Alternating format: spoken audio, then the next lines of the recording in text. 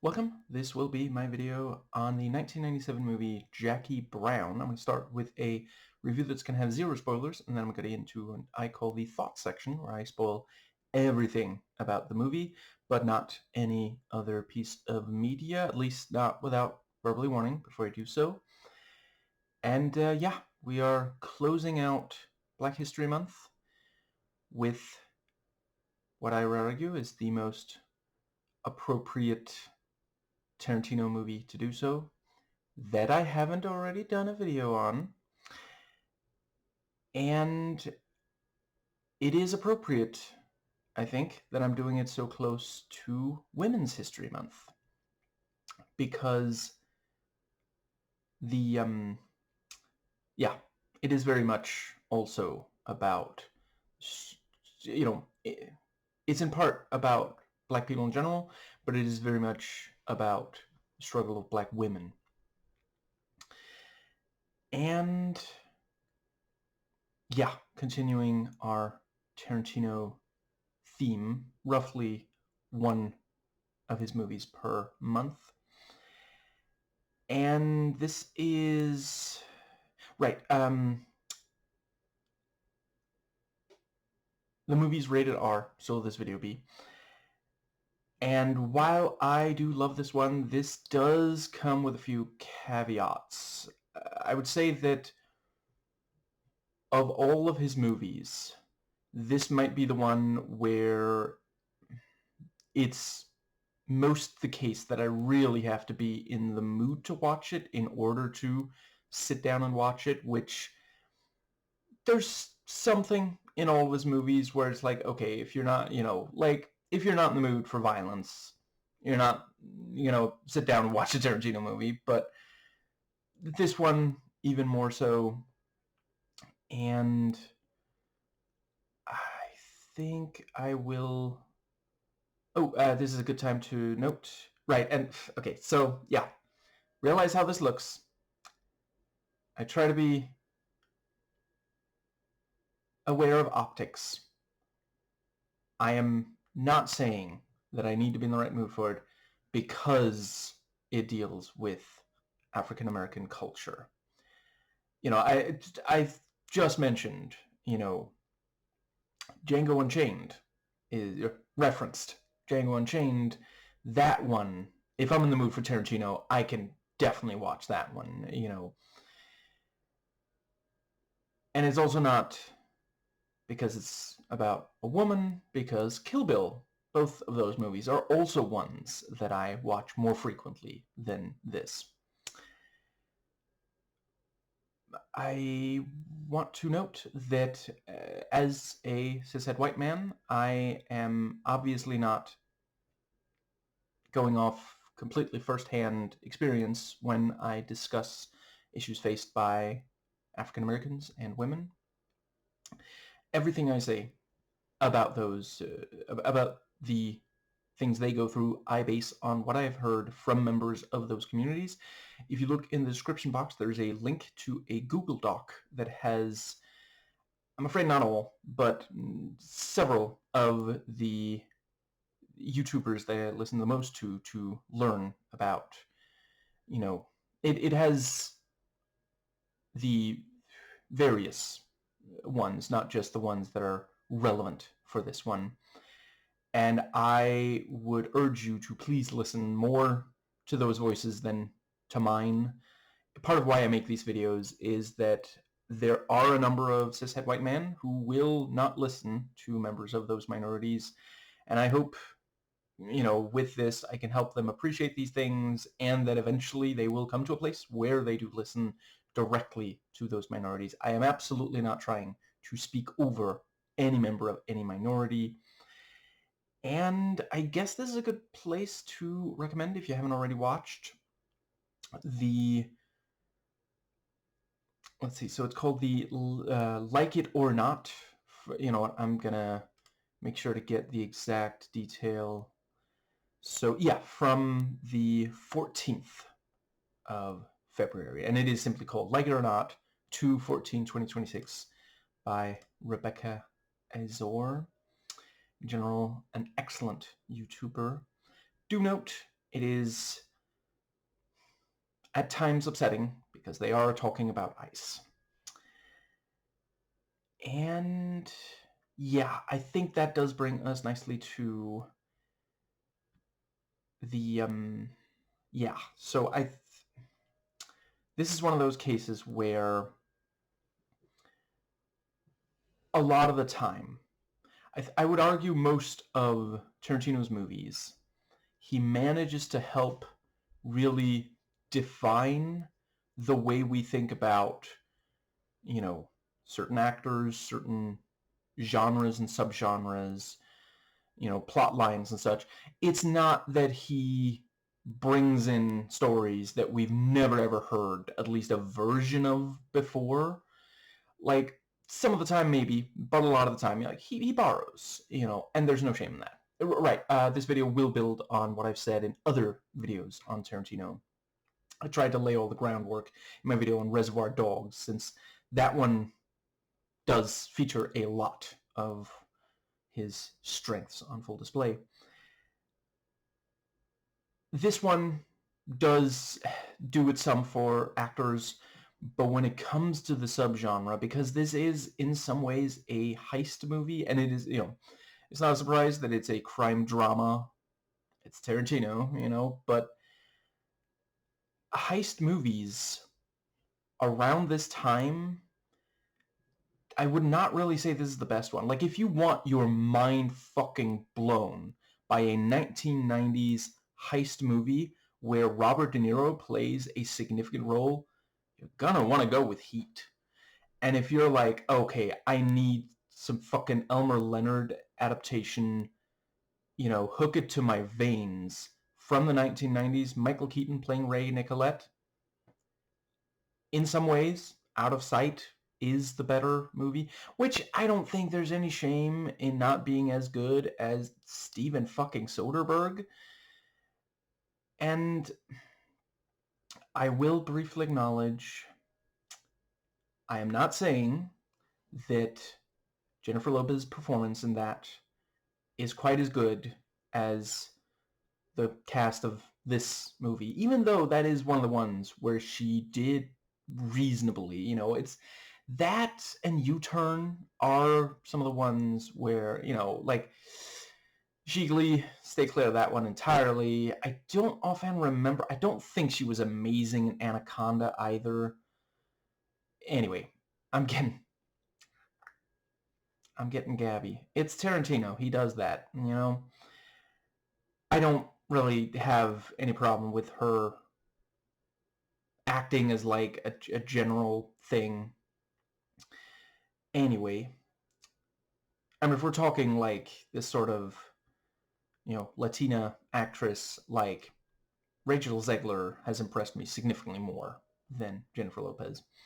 And they both came from singing, Anyway, I would say Out of Sight, which I am strongly considering doing a video on at some point. Not sure it's going to be super soon. Let me know if you want me to move it up in the schedule. If I add it to the schedule. I mean, I wouldn't be saying it if I wasn't... No, I really... Unless someone that I really care about is like, please do not talk about that movie, I probably will at some point do a video on Out of Sight. That movie, part of it is the charisma of Clooney, which I'm not sure I would say is necessarily matched by anyone in it, but this one isn't really trying for that. This one has more, badassness, and they're smooth in another way. Like, Pam Grier is fucking amazing in this movie. But yeah, I would say overall, I probably care at least a little bit more about the characters in that one. Shit, I forget what the Mamet one... David Mamet made one around this time. Was it just called Heist, maybe? Remember that one as being really, really amazing as well. But yeah, overall, I'd say Out of Sight, better in some ways. Doesn't hurt that that movie is half an hour shorter. And that is definitely part of what's, before I go too much further with the negative, I do want to say one of the things this has that the other ones do not, at the very least not to the same extent, is this is very much a hangout film. If you like these characters, and I mean like them, you want to spend time with them, this absolutely gets that, you know? And like between Leonard and Tarantino, yeah, you know, characters that you really fucking care about, you know? I gotta admit, it's been years since I last read Leonard. I'm afraid I'm not going to be able to compare that much. It's really just, you know, I rewatched Out of Sight in part for, you know, to have that to compare to. And I don't really need much of an excuse to watch that movie. And I do also want to note that the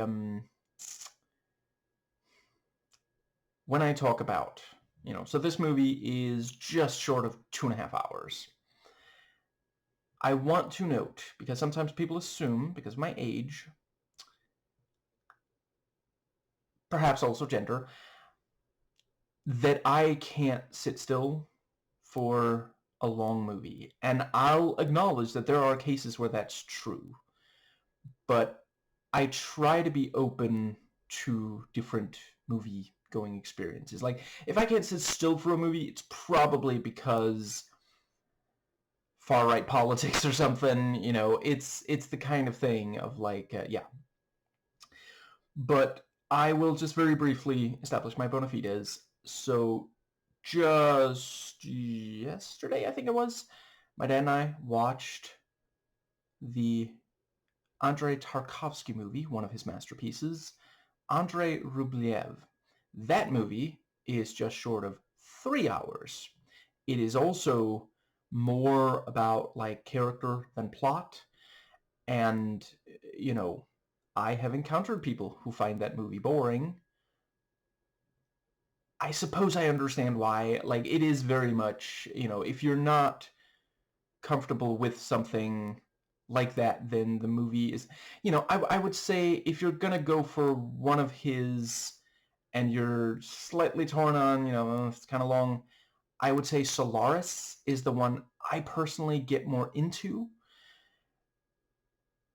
But the, yeah. And, you know, if you, please do not watch the George Clooney one. That is one, you know, that I will acknowledge. Soderbergh fucked up on that one.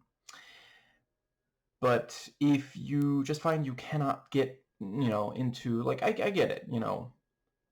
The movies are Russian. They're, you know, older than I am. And a significant chunk of Andrei Rublev is black and white. If you want the general vibe but can't quite go for that, Alex Garland's Annihilation gets a lot of what... I would definitely recommend Annihilation way before the Soderbergh Solaris movie. So it's not that I can't sit still for something longer. And I wouldn't say that I'm bored watching this. I have probably watched both this and Andrei Rublev about a half dozen times each. And yeah, like, overall, I will sometimes choose Rublev over this. So it is not the length.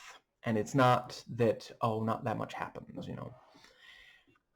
Not everybody thinks that this movie needs 20 minutes cut from it. I did see some saying that, but that's not universal. There are some who say it's 60 minutes. And I definitely understand why, because while the characters have a lot going on, the plot itself, you know, for a 90s heist movie, okay, so some of the heist movies that are more complex than this, I will acknowledge, came out in like the early 2000s, but not hugely removed from this. And like, we've seen other movies that came out, you know, we've seen movies trying to do what Tarantino did, you know, and not be as good, even though they came out later and had time to really copy his homework, change it so it didn't look too similar, you know. Boondock Saints, really not as yeah. But yeah, like if you compare this to something like, I can never remember what the first one's called, but the first of the Ocean's movies, Ocean's 11 maybe, you know, that one, like there's so much more to the heist itself, and just yeah. So this is very much a movie where you should know this going into it so that you can, you know, help figure out if it's going to be your kind of thing, and if you want to spend 2.5 hours on it, you know, because in some ways it is slightly atypical for Tarantino. And I guess this is a, you know, I'm gonna talk about how it's atypical over the course of it, but for sure, like the you know, the ending has a at least one element to it that I feel really makes it worth the time. You know, there's a lot of movies I have not watched half a dozen times, including ones that are half the length of this, you know, that I've enjoyed. But it definitely is, you know, it feels like the kind of heist you would see some decades back. And the movie doesn't get as big in some ways as Tarantino's, you know, tend to. But yeah, I think that is going to be the preamble. So the basic setup here is Jackie Brown has a problem or two with at least one man in her life. And, you know, we are watching her try to get out of the situation. And that really is the elevator pitch, you know, like, don't think too much about the fact that there technically is a heist element here, because it's really not, like, I would, this would be fairly low on my list of, like, if someone came to me asking me, as sometimes happens, hey, heist movies, let me know, you know, this would not be, like, yeah, I've already mentioned ones that I would recommend much, you know, long before this one. But yeah, as just this thing of, like, we're hoping that she'll be able to figure this out, you know, that aspect does really, really work. I've watched heist movies that I found the heist enjoyable, but where I didn't, you know, get as invested in the characters and the core conflict. Like, what's the reason for the heist? Like, there's a bunch where it's just like, it's a heist. Let's watch a heist, you know. I suppose an argument could be made that, for example, applies to Duplicity, which I definitely will do at some point. I definitely am going to do more of Tony Gilroy's work. That is set in stone. And one of the things that makes this work so well is that this does really have empathy for Jackie. And it's also letting her be a full, complete human being. She's not a Mary Sue. She's not a girl boss. And now that we've gotten the buzzwords that the grifter chuds here on YouTube love to misuse. Yeah, like, she genuinely feels like someone you could meet in real life. And with that, I will, of course, acknowledge Tarantino has gotten a lot of success out of tapping into, you know, like, black coolness. And while some African-American actors have said they really appreciate, you know, working with him and such, you know, this was, you know, he has also had conflict with Spike Lee, for example, and I'm absolutely not making excuses for Tarantino the person. I'm trying to avoid doing fucking auteur theory here, because that's bullshit. But this is one of those cases where he really is putting effort into reflecting what they go through without acting like somehow we white people are better, or that we men are better than women. And yeah, she's a slightly messy, maybe, there's at least slight messiness to her character, and we just really, really come to care about her, And I guess that brings us to, so the psychological accuracy is quite good. The various characters, like, not everyone is someone that you feel like, oh, I know someone exactly like that, but no one feels like, oh, this is just like completely out of, nobody like this could possibly exist. Like, they might be slightly heightened versions of more real people, sure, but it is one of the ones where he sticks fairly close to reality in a lot of ways. It might actually be the one that where it's the closest at all.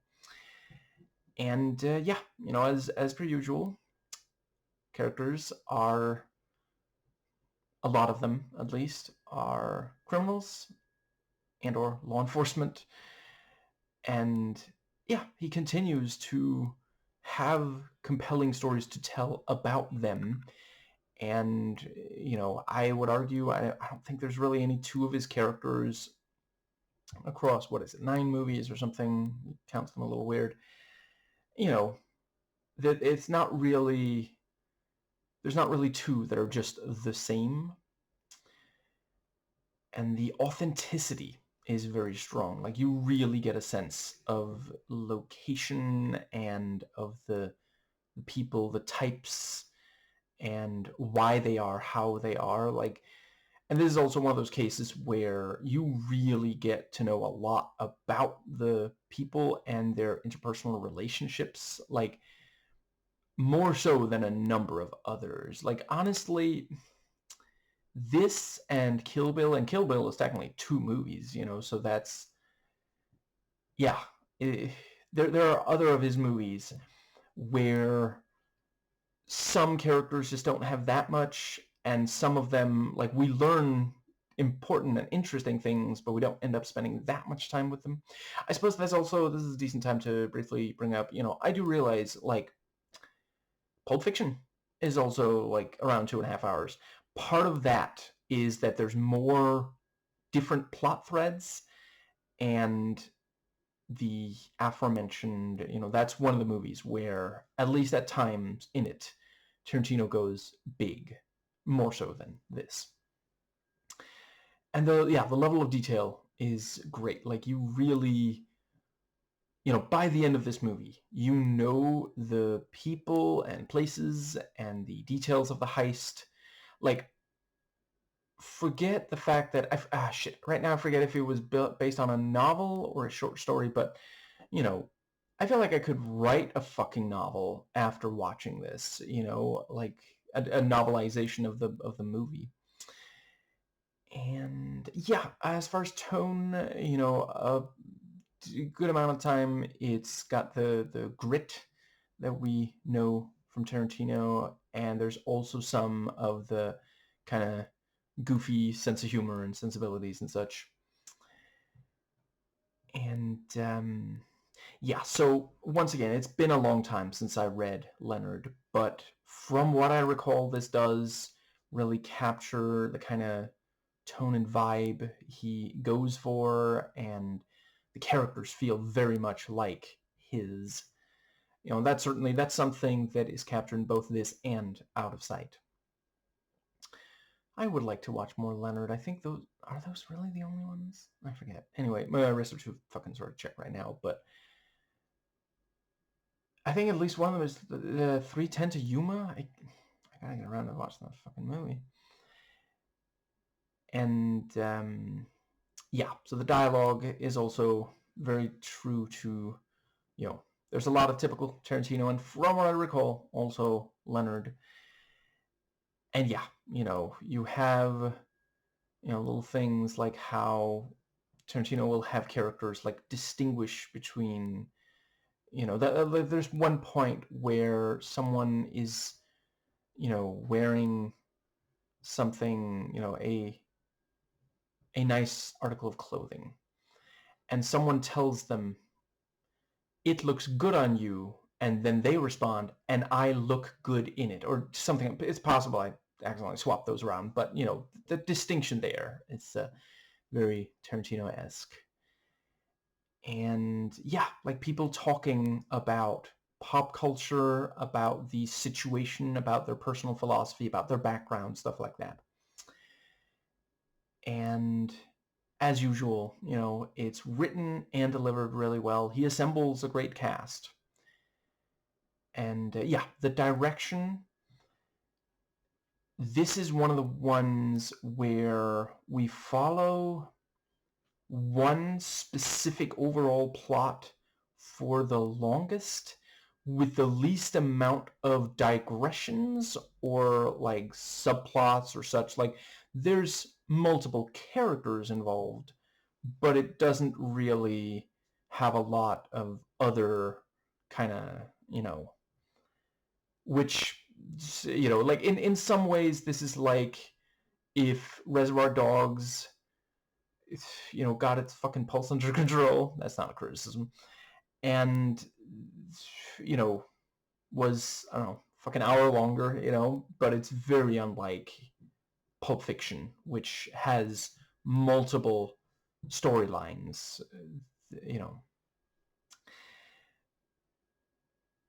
But the, yeah, the cinematography is yet again, there's just enough of like a playful energy, and for we get the trunk shot trademarked, and there are times where the camera doesn't cut where a lot of other films do. There are conversations where we'll see the face. There's even one where we don't even see the face, but the back of the head of one character, but we don't see the other person talking or people. And, this enables us to really focus on how this character is reacting to what the other person says and such, in a way that just isn't, it's not quite the same if you're cutting back and forth, which is of course the industry standard. And the editing,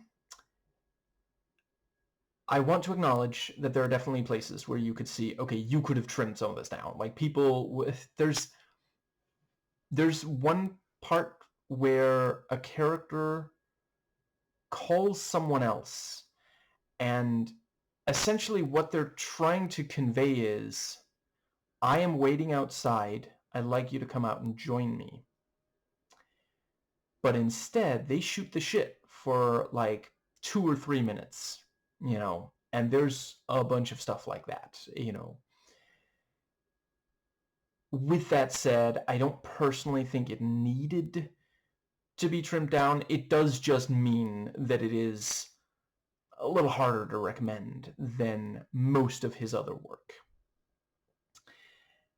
And it is also worth noting that this one does not do very much in the way of nonlinear timeline, which he was kind of known for, especially in the ones he directed. Like some of the ones he, let's see, by this point he had written but not directed the Natural Born Killers movie and also True Romance. Those also don't have that much, but the two he had directed before this one, right? And From Dusk Till Dawn. I don't know how I forgot that came out in like the year before this one. Anyway, but the two he had directed, Reservoir Dogs and also Pulp Fiction, very, very notable. Like everyone remembers the chronological jumps in those. I've heard of people like re-editing them to put them in chronological order, and I can never remember if the person or people who did that were trying to prove, no, Tarantino made the right fucking choice by having it nonlinear. But from what I've heard, no, I do not think I'll ever watch these movies re-edited to be in chronological order. But from what I've heard, that is exactly the point that they did prove. And then this one has very, very little of that. And I don't think it detracts from it, but I do remember, late 90s, getting into Tarantino. This was the first time that people, which I know that sounds silly because, the third movie. No, I mean, we were counting, the aforementioned 3 that he didn't direct, but he wrote. This was the first time where it was like, okay, this was very atypical because, once again, the 3 I've just mentioned did not, that he wrote but didn't direct, did not have very much in the way of nonlinear timeline, but they were bigger in ways that, compared to this. Now, I think that does pretty much. I also really appreciate there are times where the editing gets wonderfully cheesy, doing things that you don't normally see in 90s movies, the kind of stuff that you'd see more in, like, I think of it as like 70s. Like, there's a part where there's an image, like, half the screen is covered by something that's happening at the same time, but it's not in the same room, for example. And yeah, like, it works. Tarantino makes it work. The production value is great. It never feels like they are cutting corners. Like, one of the characters spends a bunch of time in this place close to the beach. They make sure that we see, yeah, the beach is like right out the window, like, that's the kind of thing where, studio might have been like, do we need it? Can we like green screen or just imply it or something? But it's right fucking there. Even though they don't necessarily spend a lot of time on the beach, but it's significant that it is there. And yeah, the set design, locations, costumes, and makeup are all on point and help convey things about characters. You see where someone lives, where someone works, and get a sense of who they are based on that. And yeah, the things that people wear. Ray Nicolette, he likes wearing a black leather jacket, and they make sure you notice that that's what he's doing, because there's at least one scene where the leather is, like, I'm gonna say the word is crinkling so fucking loud. Like, I hope that the Foley guy had a real fun time. It sounds like it. It sounds like this was the best day working on this movie, because it's like, the fuck? Am I watching The Musketeer right now? Holy shit. Because Ray Nicolette thinks of himself as kind of a badass, and that's part of his character, so that's, yeah. And, Michael Keaton, like, he knows how to do this sort of thing. Like, he's not overplaying it. It's not like Beetlejuice or You Want to Get Nuts, Let's Get Nuts. It's not hugely over the top, despite, him getting praise for those performances. He knows how to play it a little bit more subtle, and still get a laugh. Like, we understand, okay, this guy's a little silly. We're supposed to laugh at him, but he takes himself seriously, and that's very, very important for the role to work, The music, at this point, I don't have to tell you, yeah, it's a Tarantino soundtrack. Of course, it's worth listening. It's worth owning, The song that plays over the opening credits here, I think, is only second to the one from Pulp Fiction in Tarantino opening songs that I've listened to the very most times. And there are pieces of music in this that play multiple times. And I myself am not an expert, but I have heard from people who are. This, contains a number of classics from black music.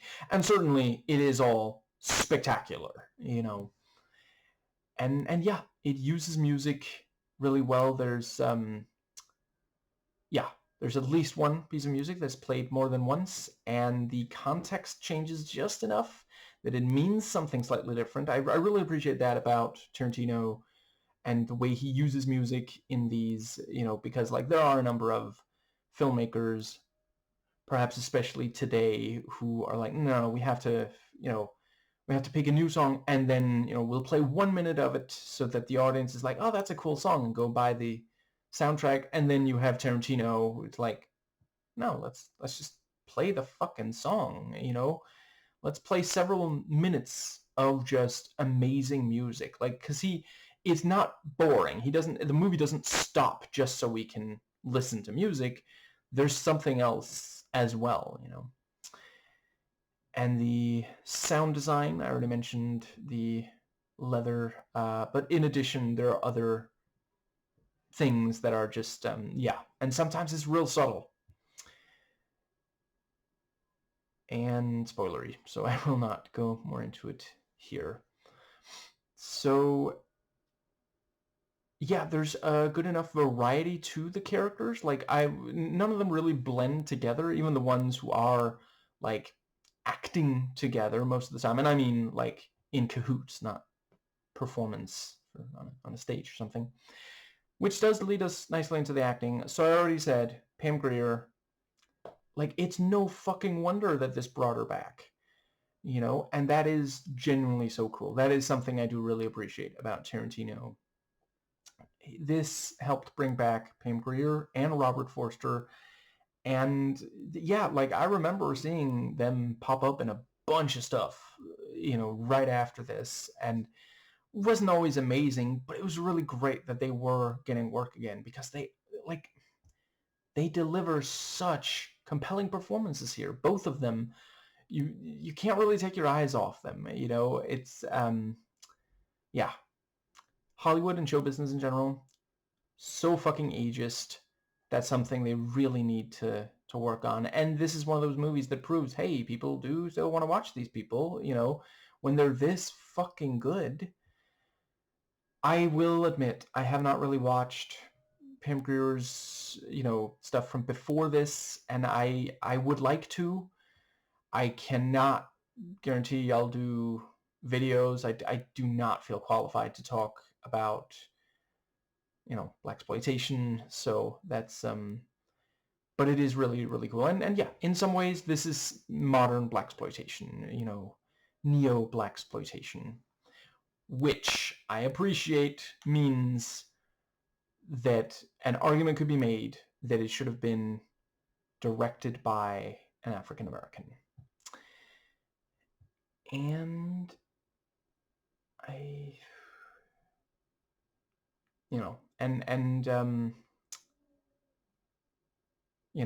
I tried to really highlight actual black directors this month. This is, this one white guy who did not grow up within the culture, but, the other three I did. Yeah. And there's a lot of great little details about the various characters. I couldn't help but notice at least one character smokes, and, they say that it's like about, if they quit, they'll just gain weight, but definitely seems like there's at least some nerves going on there. And then you have other characters who smoke weed, and that also conveys something about who they are, which, to be clear, I'm not judging them. The movie's not judging them, but it is, that is different from smoking tobacco. And I'm not saying that one is better or worse than the other. They both have ups and downs. And then you have characters who don't seem to smoke at all, which suggests that they are perhaps more comfortable. They feel safer than the ones who do smoke. And it's one of those things, like, it doesn't always mean something in a movie, but it's great when you can get it to mean something. I do also want to acknowledge in the original story, which is called Rum Punch, the Elmer Leonard story, Jackie is white, not black. And also, it's Jackie Brown because Foxy Brown. So that's also a great, immediately, like, if you know, you know. People who have, in 1997, anybody who had been missing blaxploitation immediately knew that that's what's happening here, And let's see, definitely want to, I'll just very briefly talk about De Niro did not love working on this, and I don't really blame him. It's not a terrible character, but it is like, again, like, this was just a few years after Heat. Like, that really does seem like, and De Niro is someone who likes to sink his teeth into, there's not that much here. It's not a nothing character, but it's not like up to the kind of thing that he, felt like he could expect. And I think there was a pretty good reason to, he does deliver. Like, it doesn't feel like he's sleepwalking through, there are cases where someone will just do the bare minimum. And I don't know if he is, but it doesn't feel like it. He does not feel, hungry. Like, De Niro in Taxi Driver, that's hungry. And I guess that does pretty much... There's not too many more that I really want to talk about. I mean, Forster, it's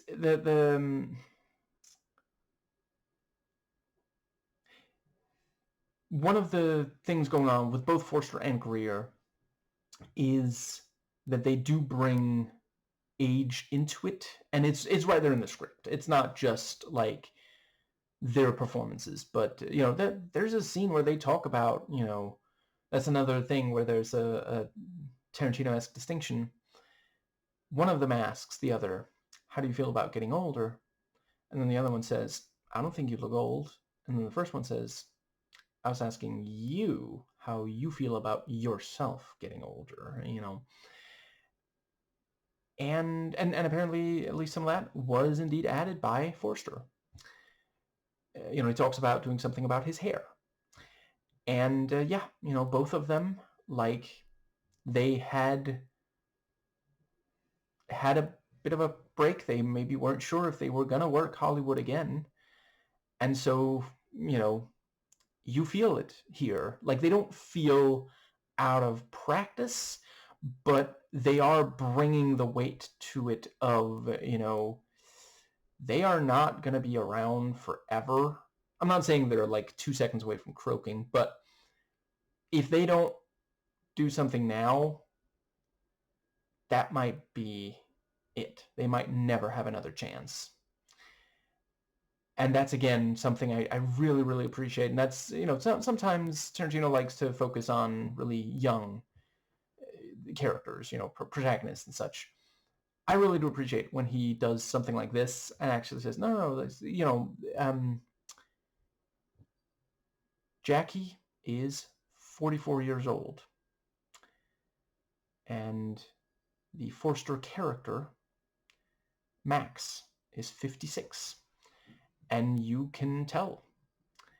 And it really adds a lot because the vibe is completely different from someone who's young and just getting into this sort of thing. She talks about she's worked within, right now I forget what it's called, but she's a stewardess. She's worked within that basic field for 19 years. And that is that really informs the character and the situation. And other than that, obviously, right, I guess I'll just very briefly talk about, Bridget Fonda, considering that, like, not terribly long after this, she did A Simple Plan. This does feel like it's not giving her that much to do, but at the same time, she doesn't come across as if she feels like she's being wasted in it. And overall, there is more to the character than you might at first notice. I think it is purposeful that before we see her face, we see sexualized parts of her body. It's kind of male gazy.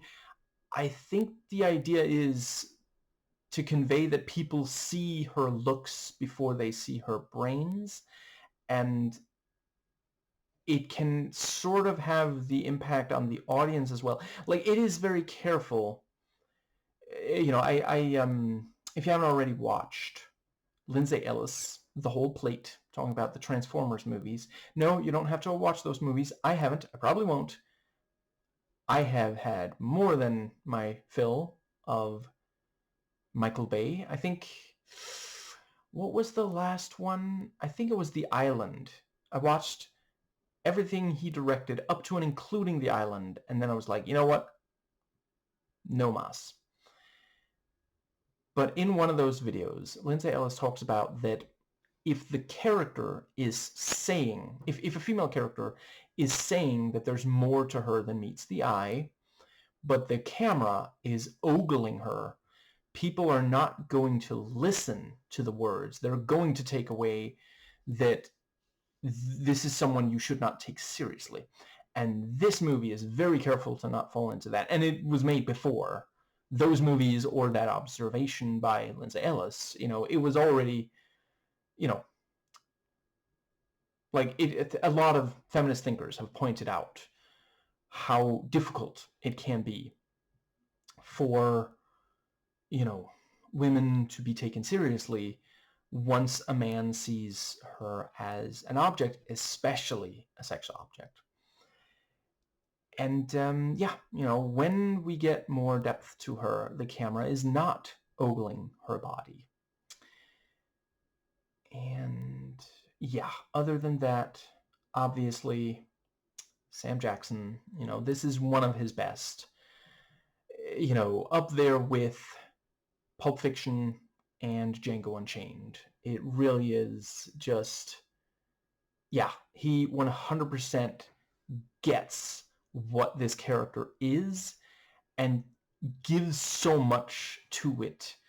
Like, this probably read well on the page, but seeing Sam Jackson unleash is just fucking amazing, you know? And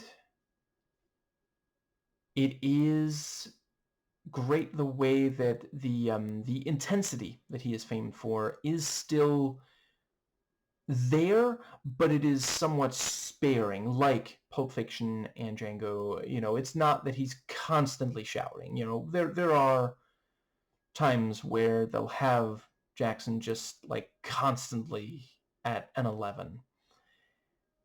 And it can kind of just end up being numbing. You know, it doesn't have the same impact after a while. And here they don't make that misstep. So it means something when he raises his voice or threatens something. So I think that pretty much gets us to the... Yeah, it's not super special effects heavy, but it does have a few really choice, you know, bits of that I cannot spoil. It's not really an action movie, but there is tension and suspense, though it tends to be more what might this person do and less like, oh, you know, I bet someone's gonna shoot someone else in this circumstance, which again, you know, that was something that was expected from Tarantino at this point in his career.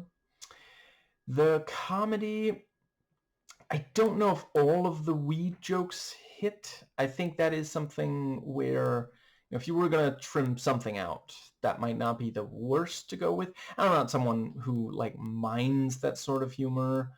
I fucking love Towley. I think it's about how you do jokes like that. And personally, I know not everybody likes Towley. I remember, like, there's a thing about how, oh, you're the worst character ever. I disagree. I think they do a really great job, you know. But the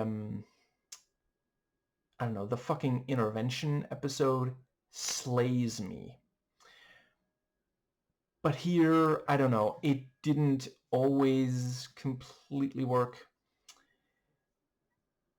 But it is, as usual, there's a good balance between, like, the comedy does not take over. We don't really get to a point where we just no longer take things seriously. And there are times in his movies where things get ridiculous, but he manages to keep us invested, and and the violence does not ever take over, and there is not as much of it as we expected from a Tarantino movie around this time. But it definitely does hit. Like, there's no act of violence in this movie that's just a complete throwaway. Some of it communicates character, some of it establishes something has changed here for this violence to be taking place, stuff like that. Very nicely done on that. And I guess that does pretty much...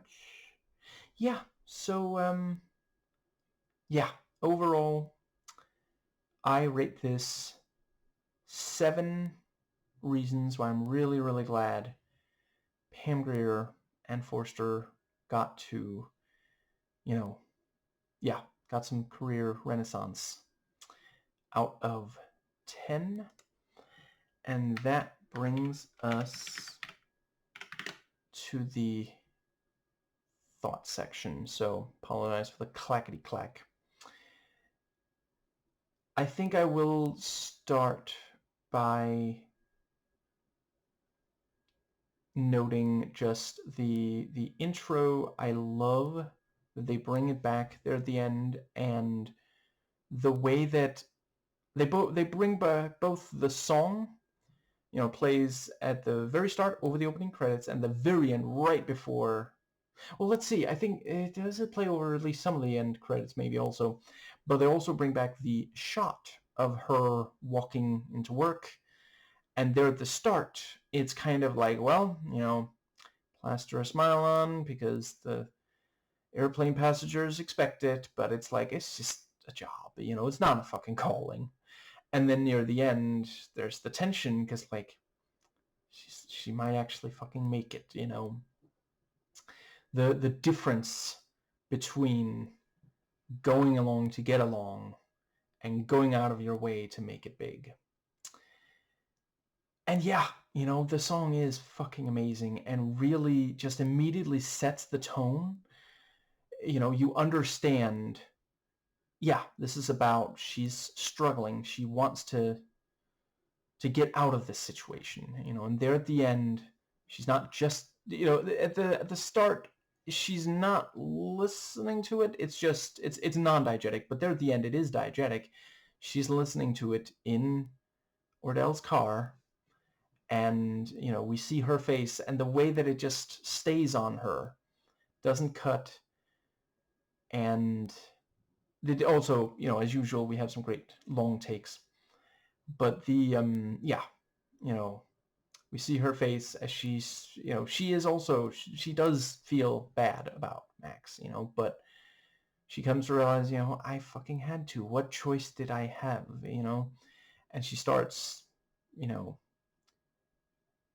lip syncing to the song, which, it's like it's her song. It's the movie's theme song, And let's see, I think that does. And also, because we spend so long looking at her in the job kind of situation, and she looks like, well, it's just another day of work. We understand that that's how she feels about it, but then not long after, it's like, well, she might get fucking fired if they don't make sure she can leave the country, so it's they bring her close to rock bottom, and then she's able to rise to the top, you know. And I guess that does get us to the right. I also really appreciate that we see her face before she directly interacts with a passenger. You know, at first her smile, like it's there, and it's, as mentioned, you know, it's obviously it's put on for the passengers, you know, but the smile, once she gets to, you know, to her post, you know, she starts smiling directly at passengers. It's still like this kind of thing of like, I have to smile, you know, please don't, you know, look too deeply into, you know, but yeah, it's, I do really appreciate, you know, I want to say it's called service work. You know, there is at least some empathy for service work in at least some Tarantino, although then at the same time you have the thing about, like, you know, not tipping in Reservoir Dogs, and yeah. I think that might bring us to the but yeah, so the cops, you know, slow her down, and, you know, she suggests that she refuse, but then they point out, well, you know, we could make your life really difficult if you refuse. And like immediately we get, you know, this movie, there's at least some ACAB going on, because like we like her because we already met her. We see, you know, she has to go to this shitty job every fucking day and, you know, pretend to like it. And now these fucking pigs are hassling her, you know. And yeah, the way Michael, the way Ray, you know, it's like, I couldn't help but overhear. Might I suggest? Would you shut the fuck up? Is that at all an option? Like, you were keeping it down before. Maybe you could have kept that up. Is that at all on the table? Michael Keaton just nails playing this kind of jackass kind of, you know, it's like, it's not like Beetlejuice levels, but he's still like, oh god, you know, this fucking guy, you know, and he just gets that. Like, there's some actors with talented at other stuff, but if they try to play someone who's just obnoxious, they just end up being unpleasant, that we don't really want to watch them, you know. And the yeah, I think that does bring us to, but yeah, so they, you know, they count the money, and the, you know, she points out later they knew how much money there was even before they had really counted. And yeah, you know, she has to go with, and also the thing about, now, you know, she smokes there in the, when they first meet her, and then in his office she asks, and he says no, and he's not even like super polite about it. And then later when she's saying, I'll do a plea deal, hey, can I smoke? Please do. I have some very important documents right over there. I need to have them in front of a judge 10 minutes ago. If you could just like shred them, that would be just like, make yourself at home, you know, just like, they are so fucking slimy. And yeah, he absolutely nails that. And yeah, the I would definitely say Out of Sight has perhaps a tiny bit more, you know, trust in law enforcement than this does. But you know, even that one, yeah, I'll talk about it when I get to it. But anyway, the yeah, and they find the drugs, and yeah, it's yeah, that's really, really fucked. I think that's when we meet Ordell, and yeah, we have the thing about how, let's see, I guess it's when he goes to, shit, I think, no, yeah, the first time we see Ordell is at home watching Chicks Who Love Guns. And I do think part of, you know, so I mentioned the way that Bridget Fonda's character is framed. which, by the way, if you want to watch the specific, if you don't want to watch the whole plate, the specific Lindsay Ellis video, the whole plate, framing Megan Fox. Anyway, I think that does bring us to the, so, part of framing, Melanie in this movie is that's how Lewis sees her. He likes when she is a sex object, and he immediately loses his temper when she does not go along with everything he says and does. And I appreciate that Tarantino has the character lay this all out, and Ordell is sitting there what the fuck is wrong with... Do you hear yourself right now? Are you seriously saying you fucking murdered someone because they were getting on your nerves? They were pointing out that you... Because, at the end of the day, yeah, it is kind of a fucking problem if he doesn't remember where the car... They're carrying 50 grand, and they think they're carrying 550 grand. If you don't know where the fucking car is, that could be a serious... And he almost rips the bag. She points out, if you're not careful, the bag is going to be ripped. Money's going to spill out. Someone's going to call the cops on us. It's... She didn't say all of that, but that's implied, But yeah, the... And it is also, according to the end credits, Chicks Who Love Guns was conceived and written by Tarantino. But it is, it reminds me of, so I haven't watched Kentucky Fried Movie. I might at some point. I don't think I have access to it right now.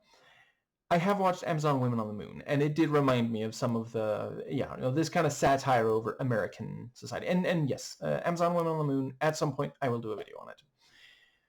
But the... let me know if you think that Kentucky Fried Movie is, vital to watch. I believe that one came first. But the, this thing of, we need to sell weapons. Well, let's have supermodels in bikinis firing them and talking about them, and you'll have the measurements on screen and all this, just Jesus Christ. Literally the one thing that's missing is one of them eating a hamburger while washing a car or something. It could not be more, that I appreciate. That would have actually put it into, too far into parody territory, And the, Ordell sitting there and just talking about how much money he's making on these guns and how easy and risk-free it is. In the behind the scenes on the DVD, Jackson talks about how the character used to do other things, but it was, he, let's see, I think he didn't make as much money running drugs. He got caught when he attempted kidnapping, and, he did not like spending time in a cell, so now he's selling guns. And that is also, it doesn't, I'm not saying do it, obviously, but there is some truth to, selling guns there are a number of people who've made that work. That's not an endorsement, just a statement of fact, where, I guess what I'm saying is, I don't think it's accidental that the war on drugs, which was always, let's see, I feel like they started it in order to, Nixon and his staff started it to target African Americans and hippies, and then, I'm not sure it was immediately, but at some point it became money-making for the government, But they waged the war on drugs really aggressively, but when someone has access to guns, somehow they don't think that's as big of a problem, even when you look at the fucking rate of death connected to these two things. One of these is not like the other. And I guess that does bring us to the... You know, now that I've mentioned that, I will go ahead and recommend also, please make sure you watch Dead Domain's video, Another Trans Shooter, The Crimes of ICE, Surveillance State is here. Because, yeah, they really get into, and again, not necessarily a super fun video, but, you know, considering the topic, but they discuss, you know, gun access and such as well. I think that does bring us to the, yeah, there's the phone call, and we immediately see Mel does not like her role here. She is not happy about this idea that when the phone rings, she has to go and pick it up because, as she points out, we know it's for you. You know, there is no way that someone is calling me. You pick it up. You know, don't make me this like errand runner kind of thing, you know. And we do have a little bit of the thing of, you know, it appears in multiple Tarantino written movies of, you know, a black man yelling at someone else in this, you know, aggressive way. I do think that here is one of the cases where it feels less like it's just there, because like the fact that Ordell is dangerous is a major element of this movie. Like, we understand why Jackie is scared of him, and I'm going to go ahead and directly quote, I'm afraid I'm not 100% certain if she was the first to say it, but I heard it from Cat Black. The quote is, "Black men are the white people of black women, or black people," something along those lines, you know. And, you know, there are reasons for that. One major thing is, and I'm not making excuses. I'm just saying, as a white guy, I'm also not saying, oh, you know, black people.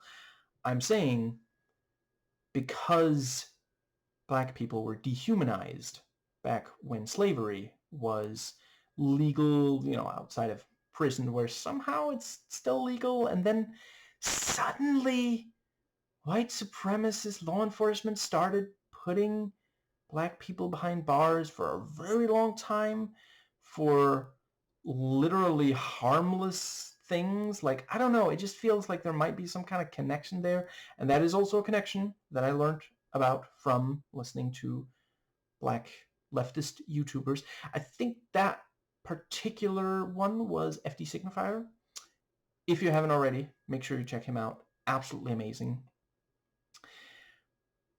But back when, yeah, they, you know, during slavery, white people dehumanized black people, including black men.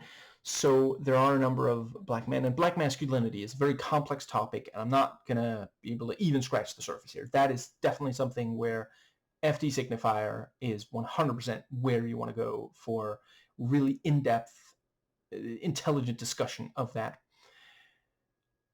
Much more than I could ever hope to. But part of it is that a number of black men choose to be aggressive in order to assert their humanity and masculinity in the face of white supremacy, and then white supremacists turn around and say, oh, look at how aggressive black people are. Do you think you might be if your ancestors were enslaved, raped, beaten, families separated? Like, I've seen white cishet conservative men draw guns over fucking nothing. I've seen them aim guns at law enforcement when they're not screaming, you know, Blue Lives Matter or that sort of thing, or beating to death a cop with a Blue Lives, you know, while chanting Blue Lives Matter. But the, or was it with the flag? I can't quite recall. It's been a little while since I looked at the details there. Anyway, the, Oh shit, was that the one they killed, or was that one of the ones who did survive? I forget. And then Donald Trump started calling it Day of Love, even though his own supporters killed cops. After they tried to make it a thing to call, Black Lives Matter protests, what was it, like Summer of Love or something along those lines, when it's like those, like, violence at left-wing protests tend to be, in recent years, I'm not saying always, tend to be because the law enforcement choose to escalate it so that they can scapegoat them. And yeah, I find it fascinating that apparently Black Lives Matter, like, yeah, was there some, I'm not saying that, it wouldn't have been great if there had been zero violence or property damage or that sort of thing. But again, considering the circumstances, but you put that up against fucking Jan 6th, and it's like somehow the Jan 6th is okay. Anyway. But yeah, and he, so back to the movie. Ordell talks to Beaumont, and yeah, turns out he needs help. And so that's how we meet Max. And the yeah, it's a good detail that Lou is there, and he doesn't really have anything to do there. He gets like a cup of coffee, and they do, they briefly see each other's face. So later in the movie, he immediately recognizes Max when, at the mall. But the yeah, and with Max, oh shit, I just realized I completely forgot to say, this is one of those movies where the first thing we see someone do is significant. I'm trying to talk about the different characters. Yeah. But yeah, with Max, like, immediately, like, he's professional, and he's he'll work with someone, but he has his limits, kind of thing. But yeah, so they figure out, they work out the thing for Beaumont, and we see the casual nature of the relationship between Ordell and Beaumont, that he doesn't even know, what's his full name, and are you sure that it, he says, I believe Beaumont is his Christian name, and yeah, the let's see, yeah, the thing about, if you have the cash, why do you need a bail bondsman? Because, like, as he points out, that's 1,000. Like, you're spending 1/10 of the money, or 11th, whatever, of the money just for this, when you could just bring the cash to there. And Ordell points out, if I go to the cops with 10 grand in cash, they're gonna, assume, they're gonna make assumptions, which is when you make an ass out of you, an umption. And it's one of those things where, on the one hand, like, he is right, like, it's ridiculous the way that, people of color are harassed. Like, right now, what we're seeing with fucking ICE is they're completely out of control. And I genuinely don't know how to talk to someone who still supports them. Like, you have access to the video. Like, maybe you're choosing not to watch, and I know some will, like, watch it and say, oh no, this exonerates them. No, it fucking doesn't. No more than Trump's, God, have you seen how they're saying that Trump was exonerated by the Epstein files? Because, oh look, yeah, he said to law enforcement, I'm glad you're doing something, officer, because I had nothing to do with it, and we all knew that it was happening. Why are you even saying you knew that it was happening? So you're admitting you didn't do shit about it in all the time you knew. Like, he was covering his ass, clearly. And it's not like that's the only fucking mention of him. Goddamn. I swear, the mental gymnastics of Republicans, Olympic level. But the let's see. I think that does bring us to. But yeah, at the same time, yeah. I mean, 'twas ill-gotten gains to begin with. That is money you made from selling marked up guns outside of I mean, they do have a system for gun sales, in America, and he's working outside of that. So let's see. I think that brings us to, but yeah. So he gets that resolved, and I think that's when the yeah, so once they find the drugs, she does go to lockup. And I really appreciate the fact that, they let, her hair is nice. I think also her makeup in the first scene when she's at work, but then after work, she's already tired there, starting to look. And then when she goes to jail, it's, I'm not saying that she's not still conventionally attractive. Obviously she is. There's that thing about, you don't look a day over 29, but they let her, it's reflective of how things are kind of starting to spiral out of her control. Like, she was okay, she wasn't set, but it was going sort of, but now, and it is also just like, yeah, they don't care how you look in prison. They like if you look a mess because they're trying to humiliate you. It's not really about rehabilitation. It's just like this Old Testament bullshit of like, oh, we gotta punish them. There's so many conservative cishet white men in America who are just salivating at the thought of being able to punish someone, or at the very least getting to witness someone else be punished. And somehow it's so rarely they're in group. It tends to be out group. I don't know. It just feels like there's some sort of, maybe conservative Christianity teaches people to just be angry at those they can't relate to, and tries to make the group of people they can't relate to the ones that they have a ton in common with, so as to protect the wealthy elites so they can, well, according to the Epstein files, rape children. And the let's see, yeah, and it's also very clear from right away, even before Ordell says it, yeah, she is not okay with being in the cell, and I think that's when he sees Beaumont. And this is one of those cases where, like, I've seen Chris Tucker in a bunch of stuff. I kind of wish, like, I don't know, let me know, drop me a recommendation in the comments. I'd like to see more where he does this more, like, kind of serious and not, like, listen, I love a good over-the-top fun performance. It's just, I think Eddie Murphy does a much better job of that sort of thing,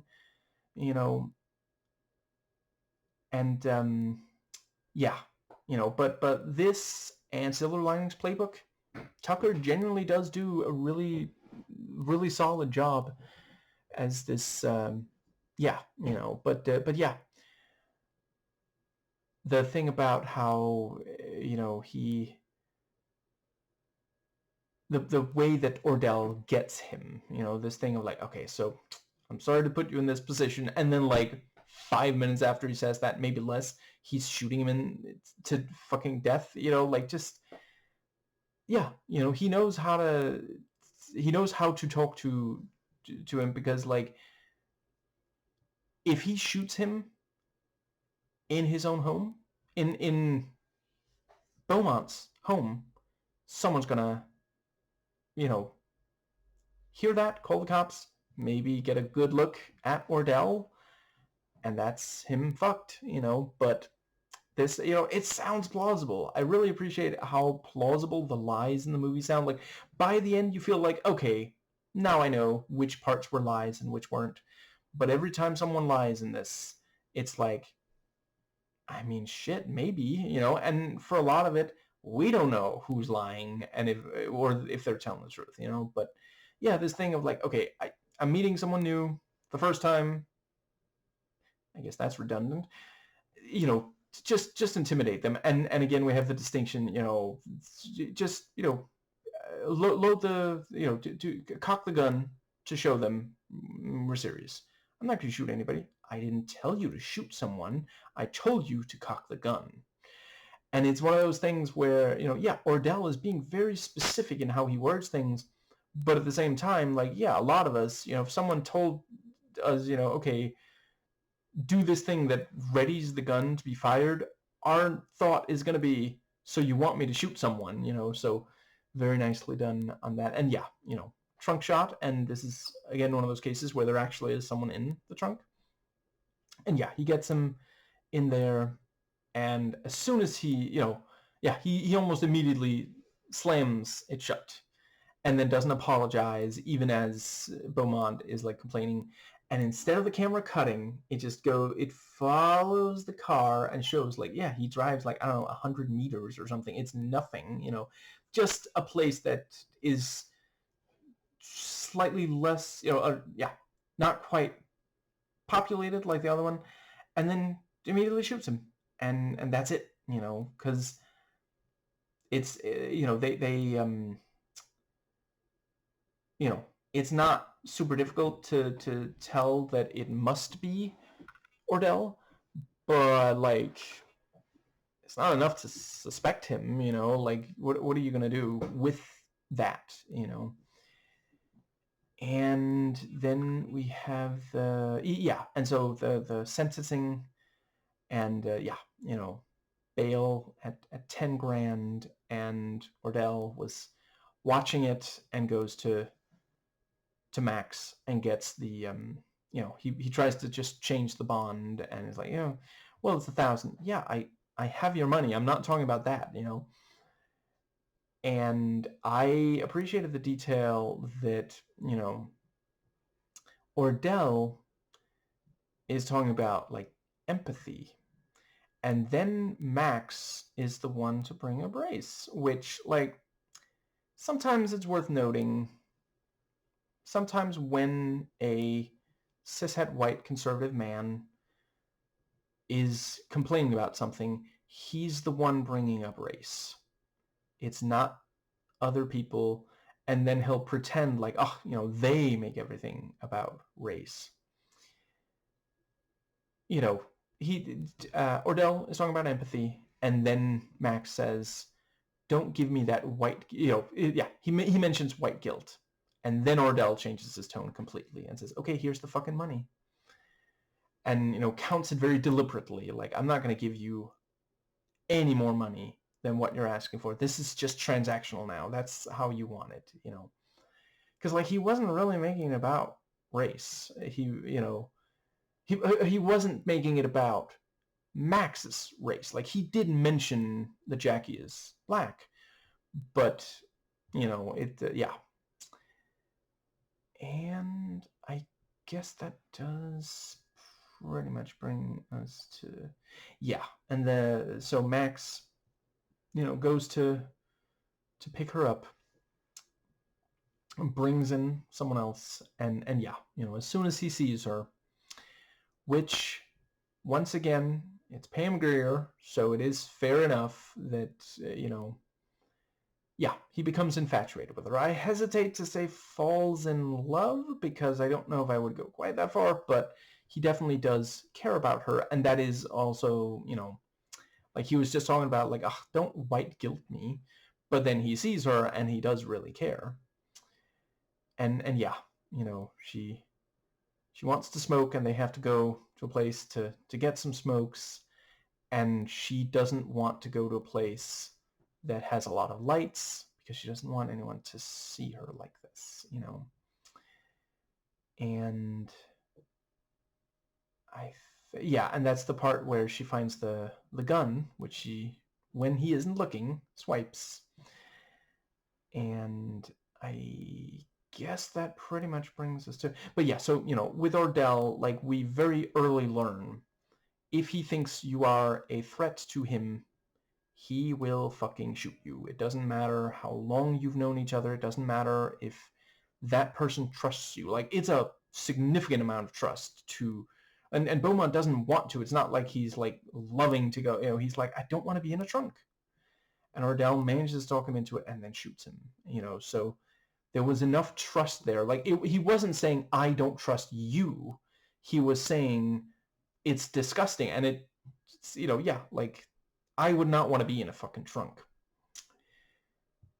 Which is just one of the reasons, probably the main one, that I'm not going to do a Tarantino movie. Appear in one, I mean.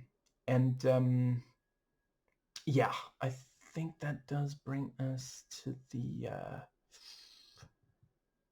let's see. Yeah, back at let's see. Right now I'm struggling to recall exactly when she plays Delphonics for him, but at some point she does, and he very soon after goes out and buys it and listens to it, and then, Ordell, starts up one of them starts up the car. Ordell hears it and comments on it, so yeah, like, and that's something that is actually, I think, in the real life also, sometimes we'll buy music if we think of that music as connected to someone we care about, so we can feel like we're spending time with them even when we aren't. And I really appreciate, like, they could have gone to a really unpleasant place with it, but instead, like, that's, I don't know, I'm not here to say whether or not, like, I know some women do find that it's too much. I'm not going to say that it isn't. That's not for me to comment on. But it is, it doesn't go anywhere near as far as some other 90s, yeah. But yeah, and the point about, she's invested so much money and time into LPs that she can't start over with CDs. And then the point about, well, you can't get new stuff on LPs. And she's like, I don't get a lot of new stuff, And I am one of those people who do think that a lot of the best music is from decades ago. I try to also listen to at least there's some more recent stuff. Like I remember, I think it was right after it was probably after I watched, God damn it, which of them did I watch first? I think, because I did watch the Disney live action dog, the remake of their animated classic Lady and the Other Word. And she appears in that and sings there, but I think I might have watched Hidden Figures first. But Janelle Monáe, checked out some of her music as soon as I'd seen her act, because I was like, she's an incredibly talented. If she's half as good of a musician as she is an actress, I need to hear at least some. And I do really, really love her work. What I've heard of it, haven't heard that much. And, someone like Angel Hayes, like, there's a lot of really amazing recent stuff, but I do think there is something to the music from, yeah, like 60s, 70s, 80s, that kind of thing. That's just spectacular. I think that brings us to the... But yeah, so they... yeah, it ends, it ends up alone in her place, and then I also like the detail about how the milk went bad while she was in jail. And yeah, she is, she's waiting in there, and Ordell shows up, and he starts carefully turning out the lights to make what he's about to do easier. And then we hear the gun, she like cocks back the hammer, I think it is. And, we again have, it's very Tarantino to, is that what I think it is? What do you think it is? Instead of just like, because he could have just gone directly to say, are you pointing a gun at my dick? And not the only time in a Tarantino movie where someone points a gun at a dick. or the dick of a dick specifically. But yeah, she's clever. She got the gun from him and points out the next day, I mean, maybe you'd say no, and then I wouldn't have a fucking gun, because legally you have to say no to that request. And then yeah, that's how she gets him to not shoot, and she gets the gun from him, and then, you can have your gun back because I got a different one. Well, it's mine now. And let's see. I think it works really well that people underestimate Jackie. That's part of why she's able to come out on top. And I think it's very noteworthy that, like, the only person she wanted dead was Ordell. Like, other people died, but that was not on her. And Ordell had shown clearly to both her and the audience he would not have rested until she was dead, or he was. And so, yeah, and yeah, she gets away with the money, but she didn't, like, ruin someone's life over it, And I appreciate Matt, she says, I didn't manipulate you and I didn't lie to you. And he says, I'm 56. I'm too old to pretend like anybody else is responsible for my actions. But I think that might be where we get the... Yeah, I really liked how she gets, just enough information and advice, consultation from Max on the legal issues of her case. The thing about, like, how... Yeah, let's see. There's also, Ordell points out she was caught with, what was it, like 60 grams, and they say, oh, intent to sell, and it's like, would she not have more if she was intending to sell that? That's obviously, like, I don't know very much about that kind of, I know very little about drugs in real life, just what I've heard in movies, but, like, there's no way that you would have way more if you were intending to fucking sell. That's obviously for personal use, but, they want her, and they're pressuring her, they want Ordell. They're pressuring her so they can get him. They don't care if it ruins her life, even ends it. And but yeah, he points out, Max points out, they're putting on a show. They're trying to scare you into a deal, and that's a major part of how she is able to maneuver the situation, because she knows, oh, okay, this is actually extremely unlikely that I'll go away for that long. Like, near the end, she points out, maybe this will fail, but at least I took a shot. I'll be okay with failure as long as I at least tried. And that is, of course, one of the major, that's an actual, not philosophy, but, way to live your life. At least you tried. And let's see, because yeah, it's like, well, I lose the money, but they'll believe that I just didn't know it was there, like with the drugs. And I think that does bring us to the... Yeah, so she talks to the... Right, I think around here is where Lou and Mel... Yeah, and, you have this thing of, like, as soon as they're left alone, she talks about her past a little, she went to Japan and this whole thing. And then, they have sex, and I like the sarcastic, 3 minutes later. And yeah, just... there isn't really any... For her, it's not particularly emotional, which I'm not saying to judge. I'm just saying, that's part of her character. She's, what was that thing, she likes to fuck, and yeah, I mean, it is very much a character who is bored. She wants something to excite her, and she's sick to death of being treated like she's lesser. And, Ordell says that he's with her because she's white. And this is not something that I am judging. I'm just acknowledging there is a thing of... there are some black men who... It's clear that he's not exclusively with, white women, because 2 of the 3 are black. But, Simone and Sharonda, I think her name was. Apologize if it's wrong. Again, wrist too sore to check right now. I mean, no disrespect. But yeah, there are some black men who very specifically go for white women, and that again does go to, character. He's one of them.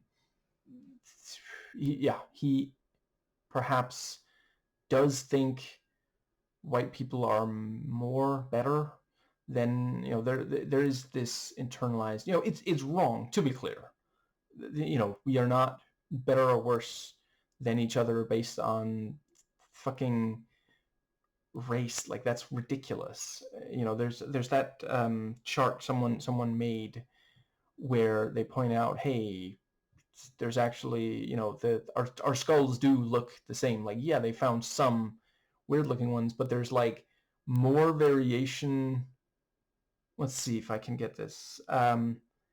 There are African American, there are black people's skulls who look more different from the skulls of other black people compared to how different black people's skulls look from white people's skulls. There's just, phrenology is complete fucking bullshit. And yet it is the foundation of a lot of racism and inceldom. But let's see. Yeah, and I like the detail about, Lou did have sex with her even though he thought there's some chance that they're a couple, and he says, well, I felt kind of bad afterwards, and yeah, there are a lot of cishet men who are like that. That's sadly the way it is, and it could change. We can change that culture. It's not a biological imperative. I think that does bring us to the... But yeah, and that also does convey that Ordell really does think of her as just, a hot body, someone that he or his friends can have sex with.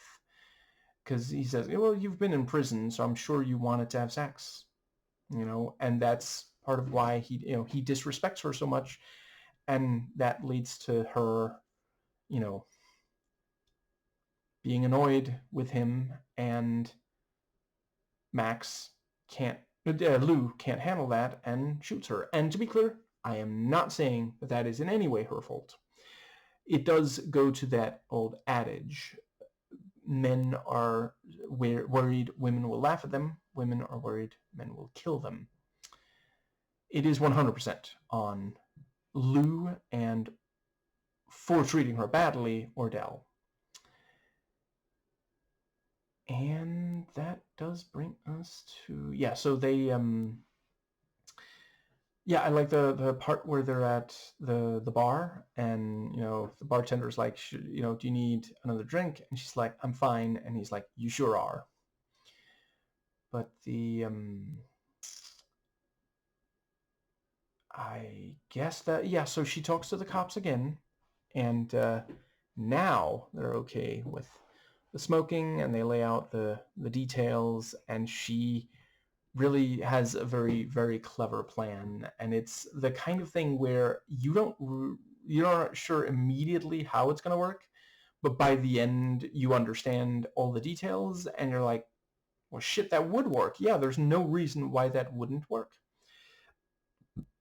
And I guess that brings us to the yeah, and she tells Ordell, and he is understandably upset, but she, again, she keeps very calm and cool, and that is also I'm not saying they should have to. I think, everybody should be allowed to have passionate outbursts every so often, like, I don't think it's inherently better to be completely calm. That's something, I've noted, and this is something I have, especially noticed once I heard trans people talk about it, but there are debates about, basically transphobes saying, should trans people really exist? Or, I don't know, is eugenics such a dirty word?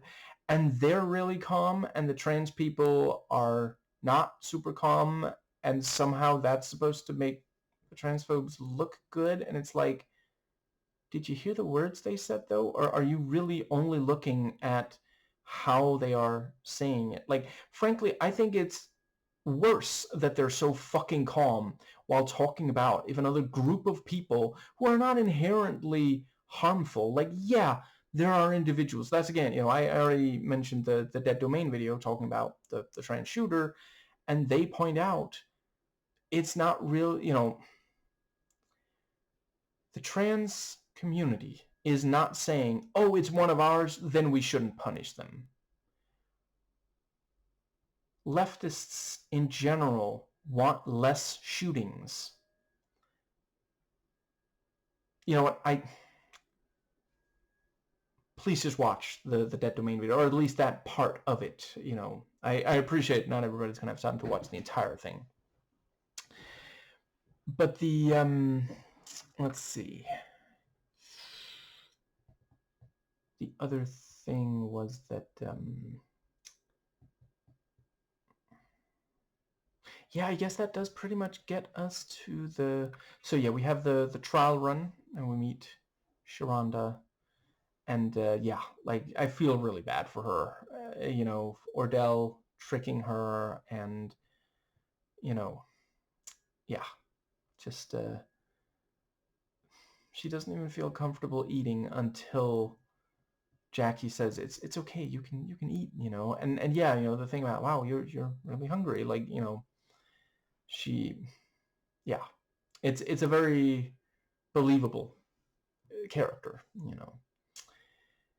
and yeah, Max noting, oh hey, there was, Simone left with the 10 grand, not Sharonda, and then Simone leaves because Ordell doesn't treat the people he works with and the people who he's very careful to underline they work for him, he doesn't treat them very well. So Simone just leaves when she has the money to. That's why she wasn't there on time. That's why Lou couldn't get her on the phone. And, Mel, hides some money, which helps back up Jackie's story. And I guess that does bring us to the, let's see.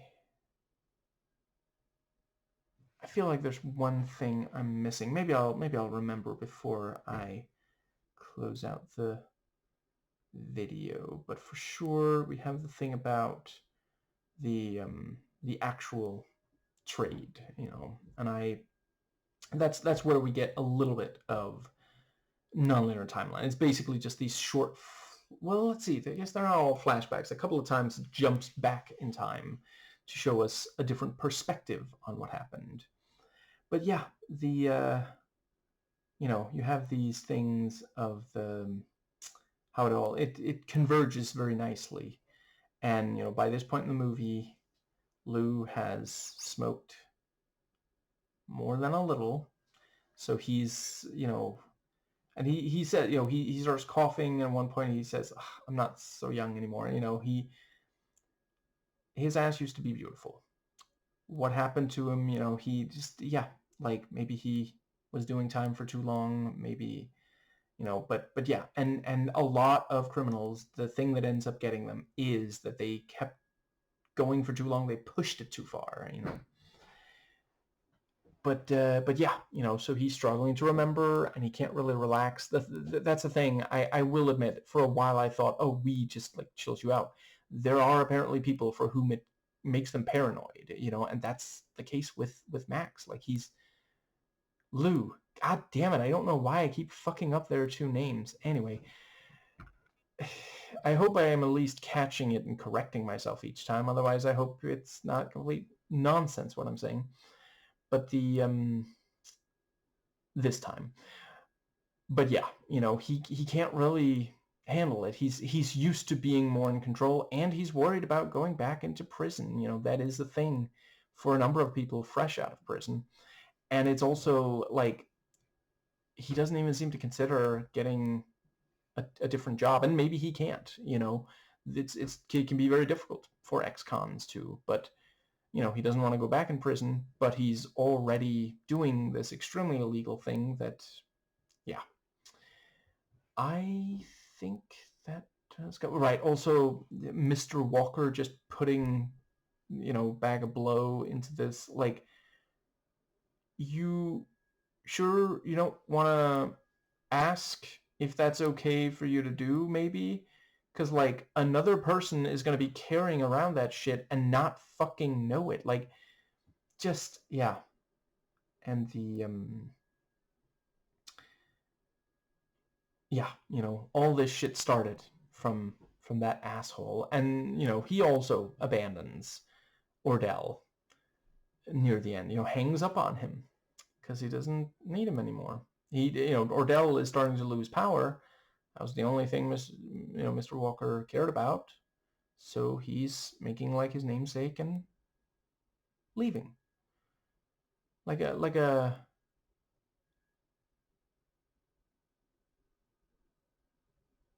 fucking tree, I think it is. Isn't that the saying?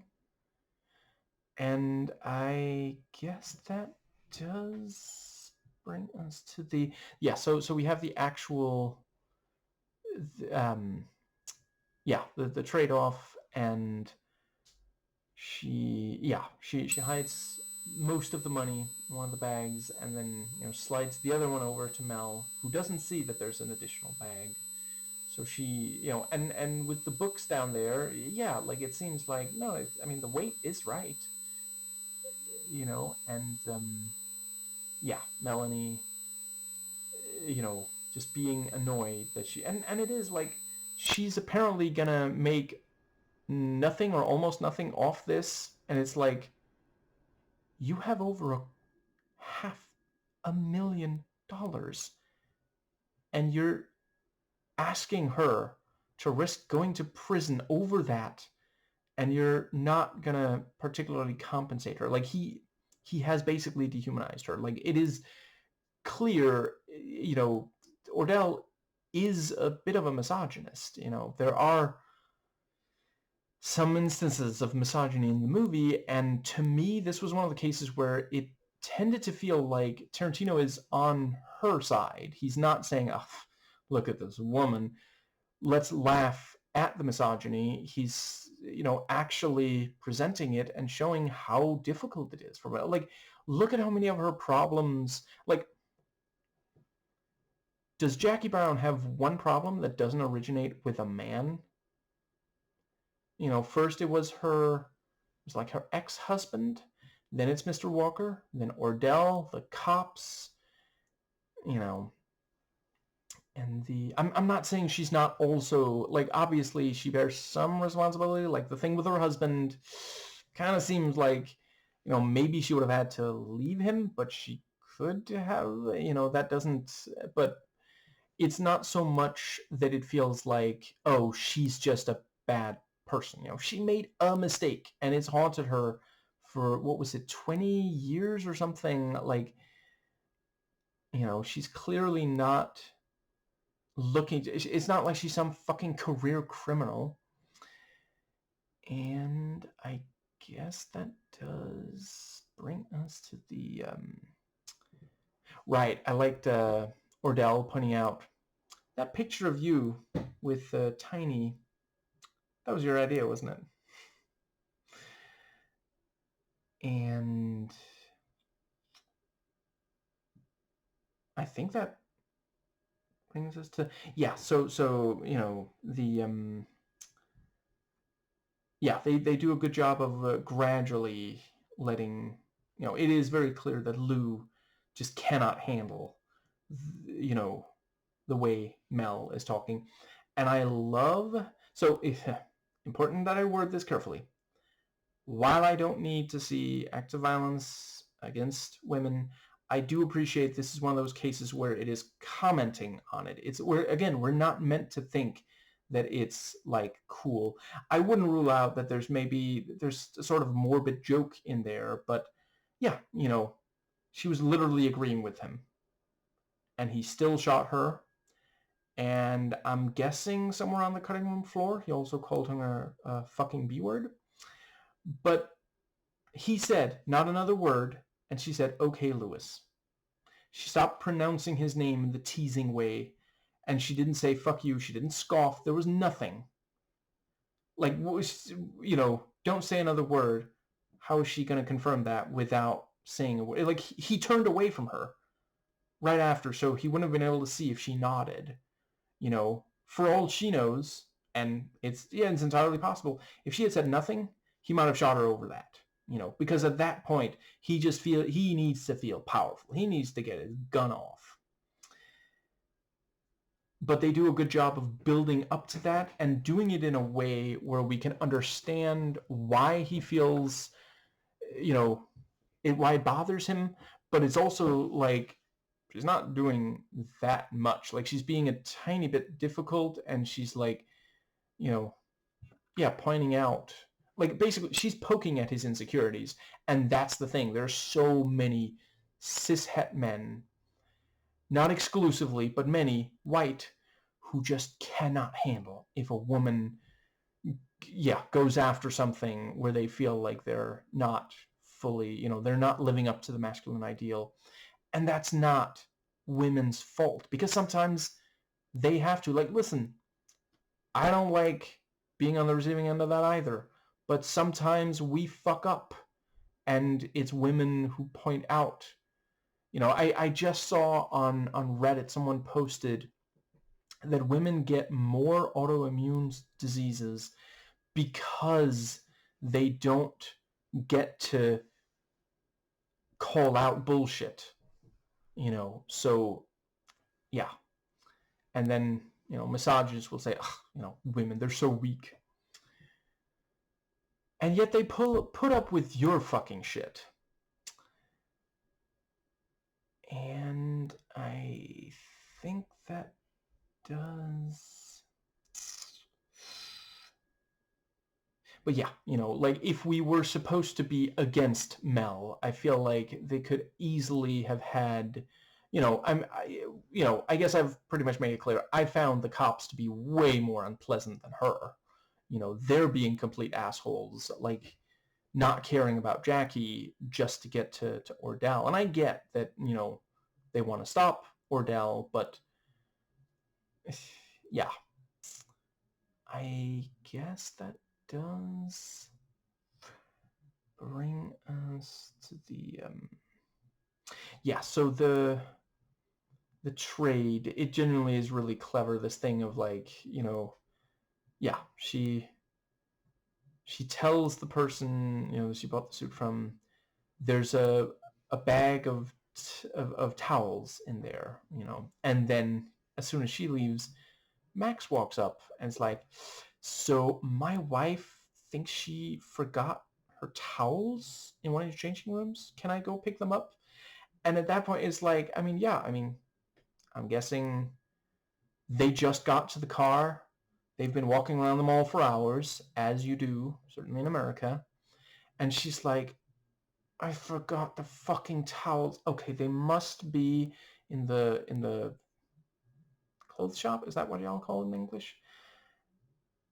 I'm exhausted. Can you go get them? So when he shows up, because he looks perfectly trustworthy, like this 56-year-old guy, like, is he really gonna hustle someone? Like, what? And it's fucking towels. Like, she has no idea that there's, like, over $500,000 in there. She, like, who brings $500,000 into the changing room in a mall clothing store? Like, it seems so completely impossible. And she believes that it wasn't Jackie's, because Jackie, she's being polite and nice, and she comes out and she's like, don't I look good in this? Okay, here's the money. I gotta go. I'm sorry. Thank you for the change. Oh, by the way, there's some towels in there. Like, it doesn't sound like a completely unreasonable, yeah. And let's see. I guess that pretty much gets us to the... Yeah, so Ordell and Lou, not Max, in lieu of Max, and yeah, there's well, where's Mel? Oh, she was annoying me, so you left her? well, and he lays it all out, and yeah, hearing him like pathetically talk about, like, I do really appreciate, like, De Niro gets when you have to go for this kind of pathetic, like, he sounds like a fucking child. Like, you shot someone because they were annoying you, and I do appreciate, like, it's not like Ordell's solution is non-violent either, but certainly the fact that it was murder is, goes past what he's okay with, and yeah, then he checks for the money, which is one of those things, like, so many of these movies would be so much shorter if people just checked for the money immediately, but okay. And yeah, and I do appreciate, like, yeah, Mel barely cares about this whole situation, so she's not going to do it. Lou is, a little bit over the hill, and he's not even a do-gooder SOB. But his killing days are now over. And so he doesn't check. And then, and he's like rambling about, like, I don't know why I didn't think, no, wait, I did think it was weird that Max was there. And yeah, at the same time, he doesn't stop and, like, check, wait, do we have the money then? Like, is this okay? Because he's not really, he just doesn't quite have it anymore. He's tired. He just wants to be done with this. And yeah. That is also part of it. Like, Ordell keeps having people who are clearly not quite up for the task do this. And Lou even points it out, like, why would you have someone like Mel around if you don't trust her? And, Ordell just says, well, I trust Mel to be Mel. And how did that work out for you? And I guess that does bring us to, yeah, and yeah, Jackie goes, I really appreciate that we don't see what happened to the $500,000 before we already have seen Jackie talk to the cops. And yeah, her story makes sense. Yeah, Mel just burst in and ran away with the money. I couldn't leave. I was in my underwear. I was buying this suit, and the whole, and it's also like, she's a civilian. She doesn't have cop training, motherfucker. She wanted to buy a suit. Is that, like, are you gonna book her on that too? You're gonna put her away for years for being a normal fucking person? She just got out of jail. She wants to feel good about herself. Like, you put her in there, and now you're yelling at her over the, yeah. And let's see, yeah, and they point out, well, we did find, a bunch of bills on Mel. She's still, and that's the money that, the cherry on top, because she was saying, you keep that for yourself. And she was, of course, she wasn't necessarily thinking that Mel would end up dead, but maybe there'd be like a raid or something, or if Ordell found out that Mel hid money from her, maybe that would, and hopefully she would be able to get away from Ordell rather than him being able to do anything to her. But yeah, I guess that brings us to the, yeah, so I mentioned FX. The one I really want to underline, I guess it is one of the only ones, but anyway, I really appreciate the use of a squib when Lou is shot, because you needed something really visual and visceral there. And yeah, it absolutely nails it. And it's like, he shoots him in the gut first, as far as I can tell. From what I understand, not speaking from experience, but that can lead to a lot of blood. And then the second one is, just to finish him off. And by then he's already lost some blood, so there isn't quite as much, or maybe it's just not quite as visible. But anyway, that worked really well. And yeah, then, Ordell is going to go see her, and he contacts Max. I like the couple of things of, like, how did he find me? That's what he does. How did you find him? It's what I do. And and Tiny, he's just one of those, like, he can appear for a cumulative, I don't know, 2 minutes, maybe 3, and you still fucking remember him. sometimes years pass between two viewings of this movie for me. I never forget that Tiny's in there. Like, he's just so fucking, he's got a presence, you know. And, you know, it's like he's not in a huge amount of The Dark Knight, but we also remember him there, you know. Anyway, I think that does bring us to the so yeah, you know, and yeah, Max calls and it's like 10 grand for the bail. What were you talking about? You know, playing, you know, pretending like he doesn't really understand.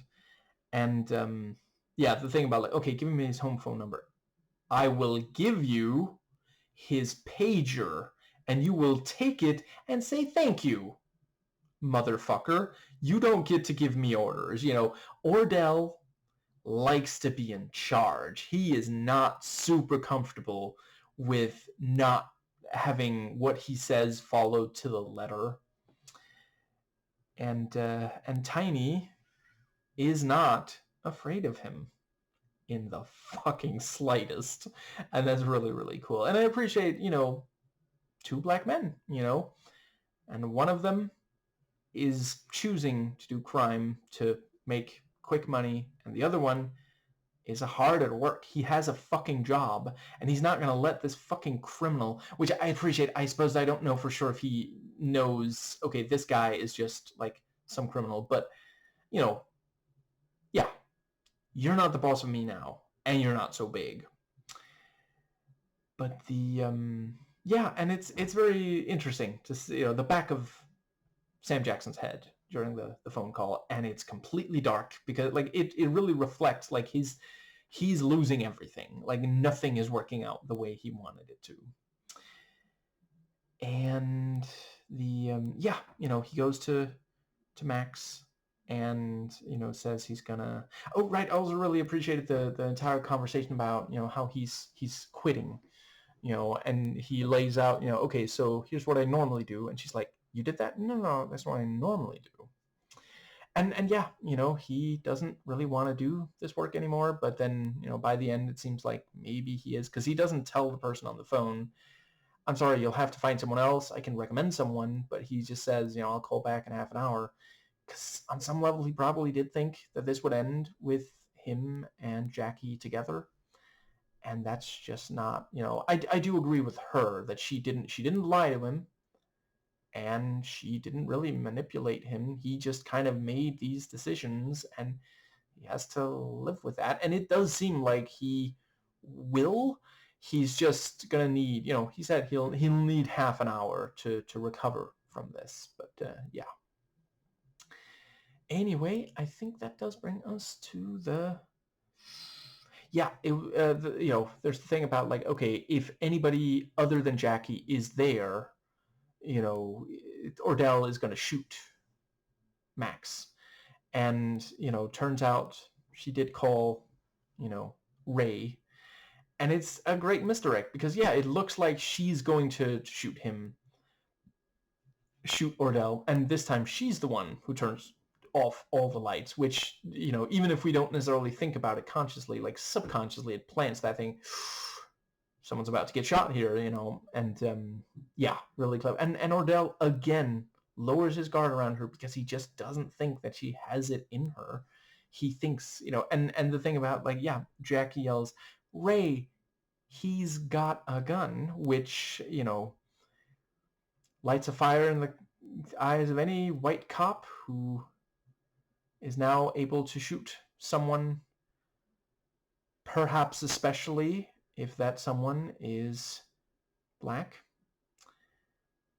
And I don't know. I mean, they don't always discriminate. They do prefer to shoot them, but they will also shoot white people, especially, like, ICE clearly have no problem shooting white people, and neither do regular American cops, for sure, but they do definitely believe that it is better for them to be killing minorities.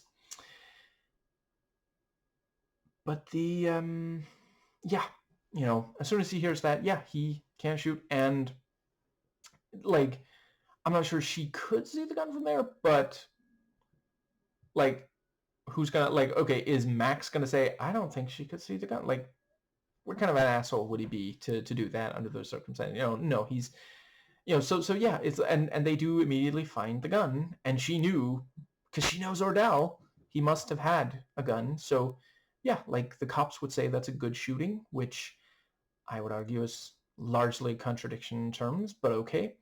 Violence should only ever be the last resort. But yeah, it's like they have nothing on her. They got Ordell, which is what this whole thing was about. And the thing about, it was nice receiving $500,000 in the mail. And he only took 10%. I also like the thing about, arguing over 10 or 15%. And it's, what was it? Agent versus manager. And just, I will never tire of seeing Pam Grier lay out the law and just say, okay, here's what's gonna fucking happen. Listen, I'm in charge here, Do you feel in charge? Because you're not in charge. And I guess that does pretty much...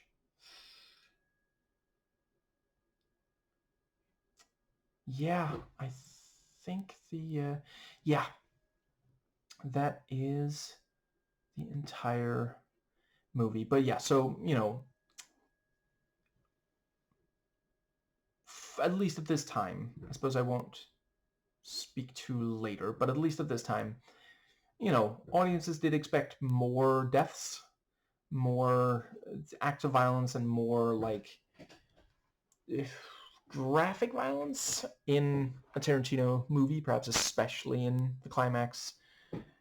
I do think, I love seeing her get away with all that money and actually be able to, what was that thing about she's going to go to Spain and she knows exactly where to go, and, just, like, that's so great because she fucking deserves it. She goes through so much and she just wants to, get out on top. She's not trying to kill anyone, yeah. And let's see. Yeah, the fact that, by the end of this, like, the heist, essentially, it is this thing of, like, there's 2 or 3 bags. At least one of them has money in it. Who ends up with which bag? Who's outsmarting who and how? It's nowhere near as intricate as, I'm not even sure I watched Ocean's 11 more than once, and it was like, I don't know, 20 years ago or something. But I remember that was much more, way more detail. And I guess that does pretty much cover it. Let's see. I feel like there's at least one more thing I really wanted to say here. I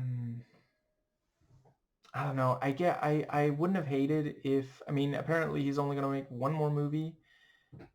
I would have liked if he had spent more of his career, Tarantino, making stories that center minorities, because I do think this and Kill Bill and Django, obviously, he really does get aspects that I have heard members of those minority communities speak about, how this is something that really, I'm not going to go into detail about those 3 movies, but I count them in this video. I will in, I'll obviously talk about the Kill Bill movies and the videos I do on those, but yeah, it's,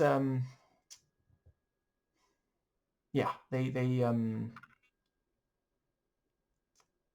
I don't know. I think we have enough stories that are about how difficult things are for cishet white men under certain circumstances, when those same circumstances are so much more difficult for minorities. Like, I'm all for more, like, crime, drama, heist, movies and such. I think some of the more interesting ones... Right, let me know if you think I should watch more Ocean's movies. Like, I've heard slightly mixed things on, I want to say it's called Ocean's 8, the one where it is centered on women, female characters. But, I mean, I don't mind the idea of watching more of them, including that one.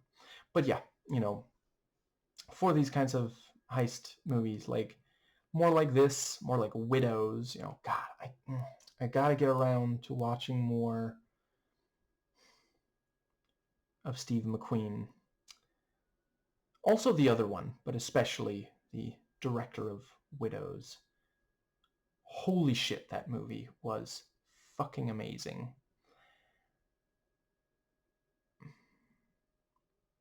I guess that does cover the entire movie. I feel like there's one more thing I really wanted to make sure to say.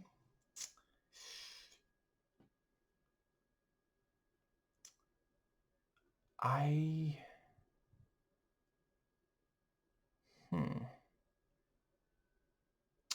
really liked Melanie pointing out, she knows as much about guns as Ordell does.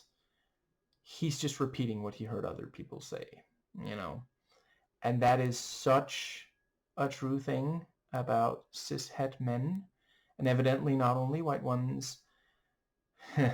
I try to at least underline when, hey, this is something I've heard someone else say. This is not me trying to take credit for other people's hard work, but it is definitely an issue that, yeah, and like, yeah, by the end of the movie, once we've seen enough of Mel to realize, like, yeah, she is perceptive. Like, okay, she smokes weed and she hangs out, she lounges around most of the day, but it's like she's not really being given a chance to do more. She clearly does understand the situation really well, but people keep underestimating her. And like, yeah, a lot of people would start just like,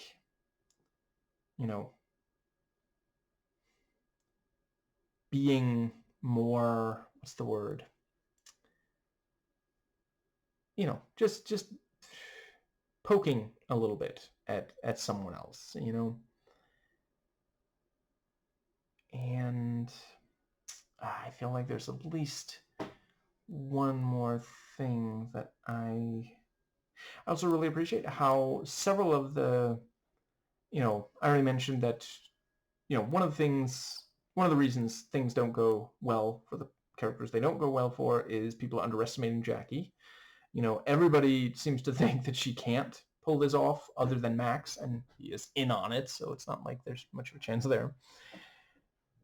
And yeah, another is the paranoia of both Ordell and Lewis. They let that take charge, and it ends up, because like, the thing is, if Ordell hadn't been so paranoid, would the others have been able to lure him into a trap? That's a combination and culmination of these two themes, underestimating Jackie, which, basically every man in the movie does, but maybe especially someone like Ordell, and the paranoia of Ordell, because he does not want to go back to prison. And I do also think it is, like, he's not looking at execution, but he's killing people, yeah, just to stay out of prison. That does speak to someone's, yeah, especially when they, like, he doesn't really even need to do this, like, certainly not for so long. Like, he keeps bragging about how easy it is. Well, if it's easy and you're already doing well enough and you're now literally murdering people to keep being able to do it, have you thought about maybe you could not and say you did?